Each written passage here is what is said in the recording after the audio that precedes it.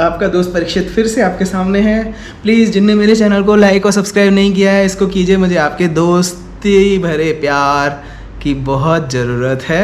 और जो भी आप सोचते हैं आप मुझसे कमेंट में सीधे बात कर सकते हैं और मैं ज़रूर कोशिश करूँगा कि हो सके तो मैं आपकी सारी विशेष को पूरा कर सकूँ। तो दोस्तों चलो अपन सीधे बात पे आते हैं और हम बात करेंगे इस बार सूर्यवंशी। ओके, बहुत अच्छा नाम है। बहुत पहले एक शायद सलमान खान साहब की एक फिल्म आई थी सूर्यवंशी नाम से, जो कि एक हॉरर सस्पेंस मूवी थी। उसके बारे में हम कभी और बात करेंगे। चलिए हम इस सूर्यवंशी की बात करते हैं जो कि अभी रिलीज़ हुई है। इस फिल्म की बहुत ज़्यादा मार्केटिंग पिछले साल ही कर दी गई थी। पर फिल्म के प्लॉट लाइन के बारे में बात करें तो बेसिकली जस्ट एक पुलिस ड्रामा है और कुछ खास नहीं है। जैसे रोहित शेट्टी साहब से आप क्या एक्सपेक्ट कर सकते हैं, जिसने भी सिंघम एंड सिम्बा वगैरह देखी है, तो सूर्यवंशी भी कुछ उसी कैटेगरी की मूवी है। फिल्म में स्टोरी जैसा कुछ नहीं है, डोंट एक्सपेक्ट। और सच बोलूँ कि फिल्म में सेम वही है जैसे सिंघम 2 में होता है। 3 मर्डर होते हैं बिल्कुल क्रिटिकल टाइम में, जैसा कि एक नॉर्मल एक इस तरीके की चेस मर्डर स्टोरी मुँह में डाला जाता है। जैसे वहाँ पे शुरुआत में एक पुलिस कांस्टेबल मर जाता है, वैसे इसमें भी एक पुलिस कांस्टेबल मर जाता है। सेम उसकी वाइफ का रिलेशन दिखाया है, डायलॉग्स थोड़े से ऊपर नीचे कर दिए हैं। फिल्म में एक बेहतरीन अदाकारा कैटरीना कैफ भी हैं, पर आप सोचेंगे कि शायद उनके पास कुछ ज़्यादा काम नहीं रहा होगा तो उन्हें दोस्ती के खातिर कर ली होगी मूवी। फिल्म में बहुत एज दिख रही है उनकी। शायद मेकअप डिपार्टमेंट ने अच्छा काम नहीं किया। अच्छा काम कर सकते थे, मतलब ज़रूरी नहीं है कि हम इवन ये चीज़ मैं अक्षय कुमार साहब के लिए भी बोलूँगा कि इतने अच्छे उम्दा कलाकार को आप लेते हो, इतना पैसा डालते हो, उसके बाद क्यों अच्छा मेकअप और अच्छा गेटअप नहीं दिया जा सकता है। फिल्म में बहुत जगह वो बहुत ओवर एज लगे हैं, उनके क्लोजअप से उनको बचना चाहिए। तो चलो हम फिल्म के बारे में बात करते हैं। फिल्म में वही मारधाड़ ढांशोम डेशोम चलता है फिल्म में, एक्सेप्ट वन सीन जिसमें कि उन लोगों ने गाड़ियों को लिफ्ट किया है और बाद में सी में फेंका है। बाकी कुछ भी नया नहीं है। आपको फिल्म देख के, फिल्म वैसे बहुत अच्छी जा रही है, बहुत पैसा कमा रही है। फिल्म में इतने प्रोड्यूसर हैं कि आप बोलेंगे कि शायद फिल्म ही ख़त्म हो जाएगी और इतने प्रोड्यूसर आ गए, पर इट्स ओके। फिल्म का ओवरऑल बजट जैसे देख के, उसकी प्रोडक्शन क्वालिटी और वीएफएक्स देख के ऐसा नहीं लगता कि 40-50 करोड़ से भी ज़्यादा खर्चा किया होगा, एक्सेप्ट अगर फिल्म स्टार ने बहुत पैसा ले लिया। मुझे लगता तो नहीं है वैसे, ठीक है। तो coming back to the main point की डायरेक्शन की बात करते हैं। रोहित शेट्टी साहब हमेशा से ही उम्दा डायरेक्टर है और उनके काम के बारे में ज़्यादा कुछ बोलना, यानी किसी अच्छे डायरेक्टर के काम के बारे में ज़्यादा कुछ बोलना वेस्ट ही है। इस बार उन्होंने फिल्म की स्टोरी लिखी है और आप देख सकते हैं कि पूरी साउथ इंडियन मूवीज़ का बिल्कुल copy cat scene by scene lift किया है। इतना इन्फ्लुएंस तो चलता है ना। वैसे ही हम बॉलीवुड में कौन सा बहुत ज़्यादा नया कुछ लेके आ रहे हैं, इसलिए अगर वो इतना भी बना रहे हैं तो भी ठीक है। और थोड़ा बहुत ऐसा लगता है जैसे सूर्या की मूवी ज़्यादा देखते हैं वो, तो उसी टाइप के बहुत सारे सीन हैं फिल्म में। राणा दुग्गुबत्ती जो हैं एक विलेनिश करेक्टर में दिखते हैं, लेकिन आप उनको देख के रिकग्नाइज तो कर सकते हैं, लेकिन उतना उनका करेक्टर जो है डेवलप नहीं किया गया है, किया जा सकता था फिल्म में। जबकि उनके अगर हम सीन देखें तो काफ़ी हैं। और अक्षय कुमार साहब पे वापस आते हैं। एक्टिंग तो हमेशा अच्छी ही करते हैं और अगर पुलिस वाले का रोल दे दिया जाए तो कोई बात ही नहीं। और इसके पहले उन्होंने सोल्जर वाली एक मूवी की थी कि soldier never on a holiday kind of film, जो है उसी के प्लॉट लाइन जैसी लगती है, ऐसा कुछ खास लगता नहीं है। आज के ज़माने में ना एक तो लोग थक गए हैं ये सब देख के। मुझे तो यही लगता है भले 200 करोड़ का बिजनेस हो रहा है बिकॉज ये तो मार्केटिंग है, but I tell you India जैसी कंट्री में अगर फिल्म को रियल में एक हिट मानना है तो एटलीस्ट 1000 करोड़ का बिजनेस होना चाहिए, 100 करोड़ का नहीं। इतनी तो मैथ सभी को आता है कि अगर 450 रुपये मल्टीप्लेक्स की फिल्म की टिकट है और इतने दिनों बाद मल्टीप्लेक्स खुल रहे हैं, तो आप खुद ही एक्सपेक्ट कर सकते हैं कि 3-4 दिन की ओपनिंग और वो सब कलेक्शन से इतनी मार्केटिंग के बाद तो 1-2 वीक में ये आराम से 150-200 करोड़ बहुत आसानी से कर जाएगी। Hardly matters. फिल्म में बहुत दिनों के बाद टिप टिप बरसा पानी जैसा बेहतरीन गाना, जो कि एक लेजेंडरी एक्ट्रेस रवीना टंडन ने किया है और अब मिस्टर अक्षय कुमार पे ही शूट किया गया है। आई स्टिल फील कि कैटरीना कैफ जी ने काफ़ी मेहनत की है गाने में। गाना पहला वाला ही अच्छा था। हो सकता है शायद मुझे रवीना टंडन अच्छी लगती हूँ। आप खुद भी देखें गाने को और मुझे कमेंट करके बताएं कि आपको कौन सा दोनों वर्जन अच्छा लगा। फिल्म के डांस डायरेक्शन में फराह खान और गणेश आचार्य दोनों का नाम दिख रहा है, लेकिन आप पिक्चर देखने जाएंगे तो आपको आश्चर्य होगा। सीरियसली मतलब सच में थे ये लोग, ये मजाक था, जैसे नाम दे दिया, दोस्ती में दे दिया या पैसा वैसा दे के उन्होंने सोचा होगा कि चलो यार जो मेरा नाम यूज़ कर लो। फिल्म में एक भी कैची डांस नंबर नहीं है जो कि आपको रिमेंबर हो। ये टिप टिप बरसा तो ठीक है, पहले से ही हिट था, उसको रीमिक्स किया, रीमिक्स उतना अच्छा है ही नहीं। फिल्म का म्यूज़िक जो है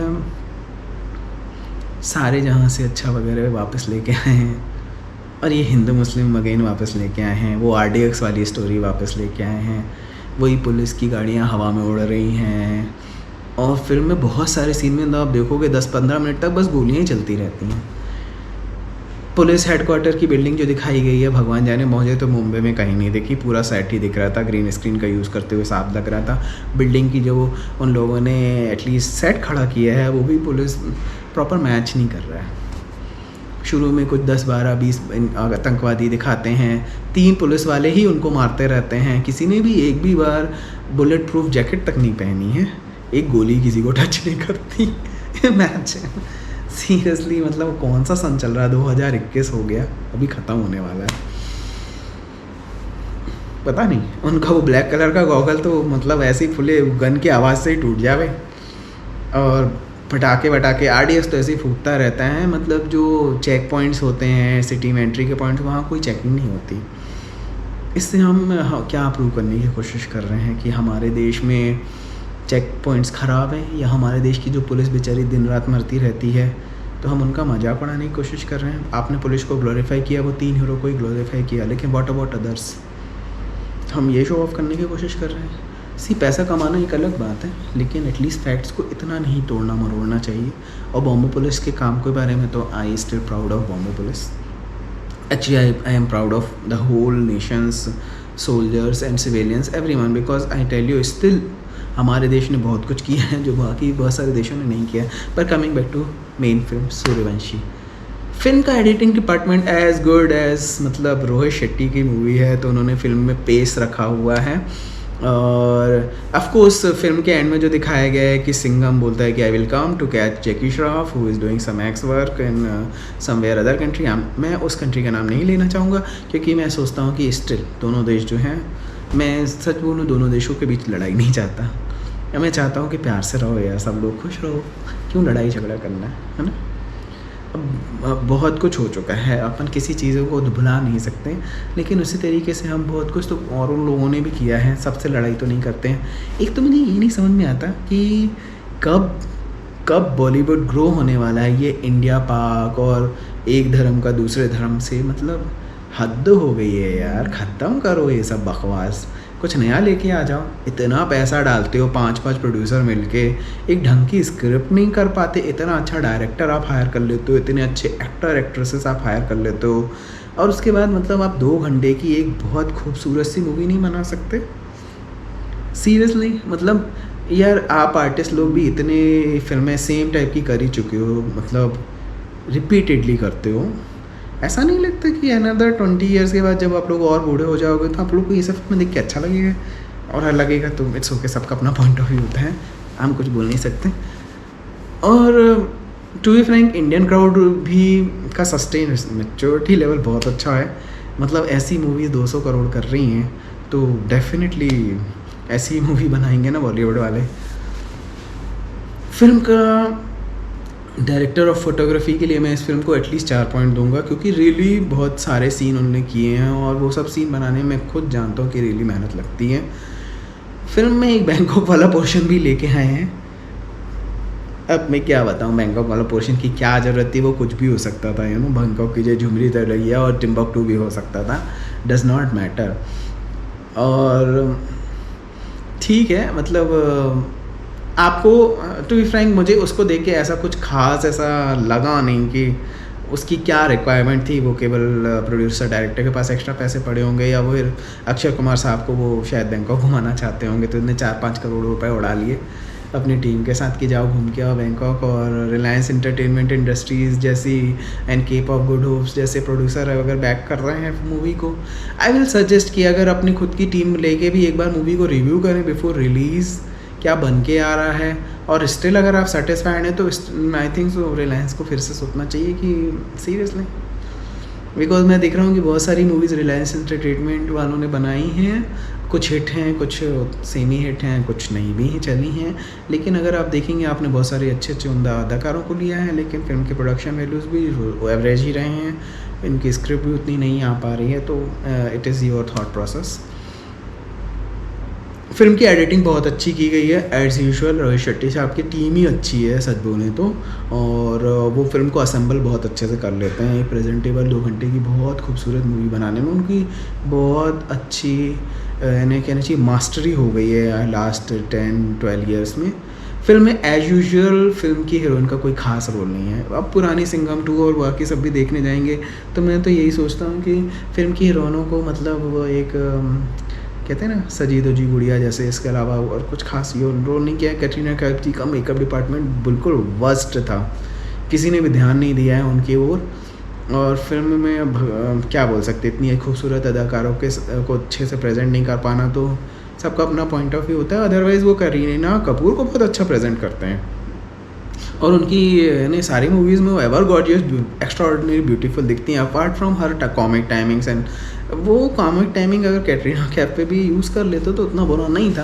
फिल्म का टैग लाइन थोड़ा सा स्लो हो जाता है, जिसमें कि मेन प्लॉट में हीरो हीरोइन जो है उनके फैमिली में कुछ होता है एंड ऑल दैट, छोटा सा उन्होंने ट्विस्ट डालने की कोशिश की है, इतना एंगेजिंग नहीं था to be frank. Akshay Kumar साहब और कैटरीना कैफ जैसी खूबसूरत अदाकारा जब पर्दे में आते हैं तो लोग एक्सपेक्ट करते हैं कि कुछ अच्छे सॉन्ग एंड डांस नंबर्स आते। फिल्म में अभी भी पॉसिबिलिटी है, फिल्म बहुत पुरानी नहीं है, अगर 2-3 गाने उन लोग आइटम नंबर डाल सकें फिल्म में तो उससे हिट होगी, कोई बात नहीं है। फिल्म ऑलरेडी हिट ही है, लेकिन कम से कम जो पब्लिक चाहती है वो मिल जाता है, या शायद हो सकता है हम ज़्यादा चाहते हैं और वो उतना वो बना नहीं पाते हैं। ये तो सबका अपना पॉइंट ऑफ व्यू होता है। ये RDX को हम छोड़ नहीं सकते क्या यार? RDX आया, माफ़ कर दो यार RDX को, सीरियसली कुछ मज़ा नहीं आता ये सब प्लॉट देख के, कुछ नया लेके आओ। या और पाकिस्तान को भी माफ़ कर दो, मतलब कभी वो दिन आने वाला है जबकि हमारा हीरो वर्ल्ड को बचाने वाला है। पाकिस्तान से हमें उतना ख़तरा नहीं है। अब तो इंडिया मार्च में पहुंच गया है, तो ये पाकिस्तान, ये RDX, ये बॉम्बे, इंडिया बॉम्बे से भी बड़ा है। मतलब ऐसा नहीं है पूरा इंडिया बॉम्बे में ही रहता है, बॉम्बे से केवल 685 किलोमीटर का एरिया का एक सिटी है, एक metropolitan city. Of course India को बहुत बड़ा कंट्रीब्यूट करती है, लेकिन भारत जो है ना बड़ा एक देश है। हमेशा यूपी में सब बुरे लोग नहीं रहते हैं, जैसे विलेन रहा तो आराम से दिखा दिया यूपी का एक लोकेशन। थोड़ा सा थॉट को चेंज करने की ज़रूरत है, जैसे कि पोर्ट्रे किया जा रहा है बॉलीवुड के रिसेंटली बहुत सारी मूवीज़ में। ऐसा नहीं है यार, सब लोग बुरे नहीं होते। दूसरी चीज़ कि अगर एक पर्टिकुलर धर्म के लोग भी सब लोग बुरे नहीं होते। मेरा तो सभी धर्म के लोगों से बहुत अच्छा मिलना जुलना रहा है इंटायर कैरियर में, और मेरे हिसाब से लोग समय और ज़रूरत के हिसाब से गलत हो सकते हैं। Coming back to the Sooryavanshi movie, इसमें जो है एक पर्टिकुलर धर्म और एक पर्टिकुलर रीज़न के लोगों को थोड़ा सा मिस रिप्रेजेंट किया गया है, जो भी उनका थॉट प्रोसेस रहा होगा भगवान जाने। पर फिल्म में उसको बहुत लेंथ तक इसके स्ट्रेच किया है, पर ठीक है। मतलब ओवरऑल मूवी जो है आपके पास कुछ काम नहीं हो तो देख सकते हैं, और हाँ एक्स्ट्रा पैसे भी होने चाहिए। अदरवाइज़ वो 2-3 महीने बाद तो टीवी में आने ही वाली है। अक्षय कुमार साहब की मूवीज़ तो 3 महीने में टीवी आ ही जाती हैं, तो वो तो ऑलरेडी उनको पैसे मिल ही गए प्रोड्यूसर्स को 40-50 करोड़ रुपए। तो वहाँ से जो इनका जो 200 करोड़ टच होने जा रहा है, ये इंटरनेशनल टेलीविज़न राइट्स को बेच के भी आ रहा है। फिल्म के कलेक्शन उतने अच्छे नहीं है जितने अच्छे पोस्ट किए जा रहे हैं। और बाकी रही फिल्म के म्यूज़िक और एडिटिंग, डायरी सब के बारे में मैंने बोल दिया। कलर ग्रेडिंग हमेशा की तरह इंडियन मूवी में कलर ग्रेडिंग पे ज़्यादा ध्यान दिया नहीं जाता है। रणबीर कपूर सिंह है, ये कपूर नहीं है, उनका कोई खास, उनका छोटा सा रोल डाल दिया है। अजय देवगन साहब की एवरग्रीन ब्यूटीफुल एंट्री की गई है, वो हमेशा से ही आते हैं फिल्म में और फिल्म में आग लगा देते हैं। बहुत दिनों बाद दोनों अच्छे बेहतरीन उम्दा कलाकार एक ही स्क्रीन पे नज़र आए, और बेटर भी कर सकते थे। ठीक है, next time we can again wait for them to collaborate and bring something more better than this. Film में कुछ सीन बैड बॉयज से डायरेक्टली लिफ्टेड हैं, और आप उसको देखते ही समझ जाएंगे कि यार बस क्या, इतना कॉपी नहीं करना चाहिए। थोड़ा सा ओरिजिनल भी कर लेना चाहिए, इतना पैसा खर्चा करने के बाद तो कर ही लेना चाहिए। फिल्म में स्टंट डायरेक्टर जो हैं लगता है अगर थोड़ा हॉलीवुड से ले आते तो भी कोई बुरा नहीं था, तो आई थिंक वो हेल्प कर सकते हैं। इतना पैसा तो आप डालते हो, थोड़ा सा और एक्स्ट्रा पैसा डाल दो। 1 लाख 2 लाख डॉलर का तो बजट सबका रहता है, और इतना तो आप लोग स्पेंड कर ही रहे हो, दिख ही रहा है। ठीक है, फिल्म को ओवरऑल रेटिंग में 3 से ज़्यादा नहीं दूंगा। वैसे इवन दो बाकी सब चीज़ों में मैंने उनको 4 या 5 स्टार दिए हैं, लेकिन फिल्म की ओवरऑल रेटिंग 3 से ज़्यादा आपकी लाइक नहीं है। ठीक है गाइस, चलो enjoy, have a nice time, फिर से मिलते हैं। Please like and subscribe to my channel. Thank you very much.